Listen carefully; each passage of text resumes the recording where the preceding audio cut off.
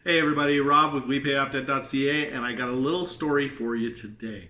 Imagine you go to work, and your work gives you $10,000 to spend. Okay? They've got $10,000. Now there's only one restriction on this. There's only one restriction on this $10,000. They need a spending plan. They need to see how you're planning to spend every penny of what they give you. Okay? $10,000. Just think about what you would do with that. Now, it could be for you, could be for the business, kind of irrelevant to the example. Now, imagine as you're doing this, as you are purchasing items for this using this $10,000, you came up with a spending plan at the beginning. And when you did, you put down this much for this much for this much for this. And the third item you buy is actually $20 more than you'd planned. $20 more than you thought. Now, first let's think about why that might be. It could be that you were just dumb. I'm dumb sometimes. It happens. We're all dumb sometimes. We make some stupid mistake. Maybe you forgot to take into account taxes. Maybe you misread the ad telling you how much it cost. Maybe it was straight up a lack of discipline. You needed to get there by 10 o'clock in the morning and you got there at 10:30 and the price had gone up. Maybe it was a flat out mistake. You knew the right price. You just wrote down the wrong price. It could be anything, right? It could be any purpose. The business, though, when you have a check-in with them, do they care that you went over on that item? They want a spending plan. They want to know what you're planning to spend this on.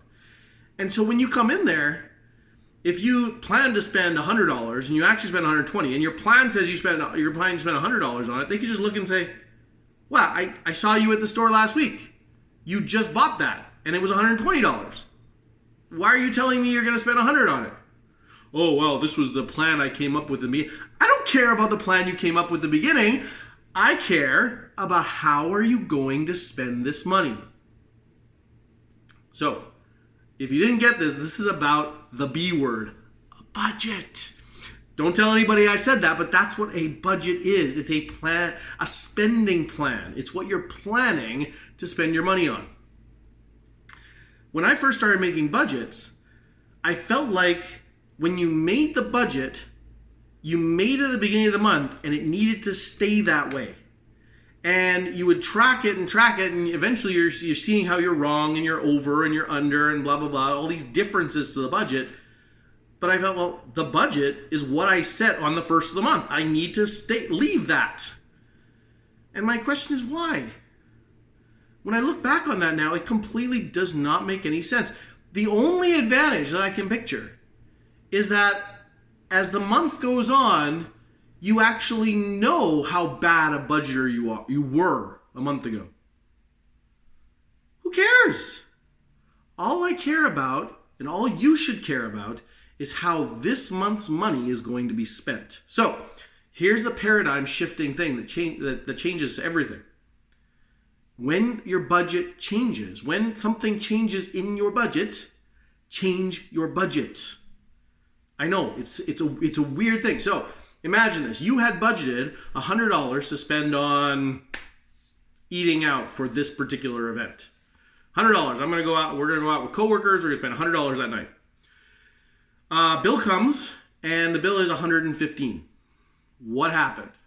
That's a great conversation to have, to discuss what happened. Was it undisciplined? Was it stupidness? Was it just a straight up mistake that you knew it was going to be $120 and you accidentally wrote $100? Like, what was it? What caused that? That's a great discussion to have, but that's actually not my point. My point is, now you decide, okay, yeah, I've already bought this. I've already eaten it. Let me pay the bill. Next chance you get, you don't have to pull it right out at the dinner table, but next chance you get, you're editing your budget. Now, what does that mean? The only budget I'll recommend you look at is what's called a zero-based budget. And what that means is that every single dollar is accounted for in the budget. So if you're going to bring in $10,000 this month, you're going to spend $10,000 this month, hopefully some of that on paying off debt and savings and all those good things, right? But every dollar has an assignment before the month begins. So now, if I overspend on this meal by even $20, that $20 was spent somewhere else in my budget. So I need to change it. I need to now, going forward from Life Today forward, I need to have a new correct budget. So what does that mean? I need to have budget $120 on that meal because that's what I actually spent. But that leaves me $20 less. Okay, well, I need to find that $20 less in my budget somewhere and remove it from the other category. Okay, I need to actually go in and pick, where am I going to take this $20 from, even now that I've spent it. That sucks. That's a horrible way to go. But at least I'm now being honest and saying, this is what happened. I spent this much. Okay, let me adjust my budget to my new reality. And that's the key, that your budget always reflects reality. Always reflects reality. Now, I use an app for this. There's a great website called everydollar.com. The app you can download for iOS or Android. Except it's actually they're having some issues right now. The company with whether it's available in Canada or not. There's some people in Canada are unable to download it for some reason. I actually contacted the developer and they literally seem to be at a loss. The person I talked to anyway, they don't know why. But I did find a way to get access to it if you can't do that. So there's a third party repository out there. If you're interested, shoot me an email, rob@wepayofdebt.ca. I would love to help you with that. But this idea has been a game changer in our budget, where we're actually at every minute, every day, when I look at my budget, it is accurate to the world as much as possible right now. My world, with where things are at, it is accurate to that right now. Okay? So what does this look like with somebody paying off debt? If you're paying off debt, what would that look like? Well, at the end of the money, so you're now making your budget at the beginning of the month, you put all your bills in, you put everything in, and then you decide, okay, this is how much is going towards my debt. Great. Well, as you start going in the month, something happens. A bill comes in more expensive than you thought. You budgeted $150 for your cell phone and it came in at $200. Whoa, what the heck happened, right? Went over on your data or something. Okay, that's $50 more in the cell phone category. I can't change that now. It's done. But I have to fix that in the budget somewhere. Now, unfortunately, when you're at that point of throwing every last penny you got at the debt, there's not going to be many other places you can cut. And so you might have to cut the debt repayment. Now, if you don't, please don't. If you can cut your food instead, you can say, okay, in exchange for that, I don't want to cut my debt repayment. I'm going to just eat less. Right? You can do that. I'm not going to go out for dinner this time. We're not going to have our date that week or whatever. As long as you and your spouse are in agreement, you can do this. But if it comes down to it that you lower your debt repayment, this has a rather interesting behavioral effect. Because what happens is when you lower it on your debt repayment, you feel that, that's why I'm doing this. I want to get out of debt.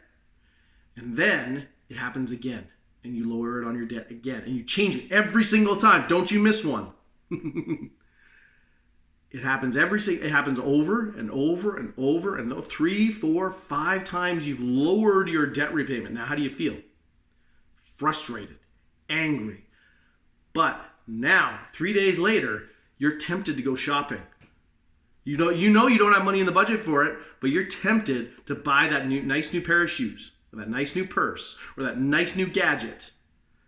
Well, you've lowered the dollar amount every single time you've gone over, and it's been 6 times this month already, and it's only the 7th. Well, you feel awful, and you say, "No, I'm not going to do this again. I'm not going to do this again. I'm not going to purposely put me in a place where I have to again lower my debt repayment." And so as long as you have that commitment to updating your budget every single time, it actually gives you an extra oomph to stay on your budget. So I hope that encourages you. Again, if you have trouble downloading the EveryDollar app, shoot me an email, rob@wepayofdebt.ca. I would love to help and get you set up there. Have a good one. We'll see you again soon.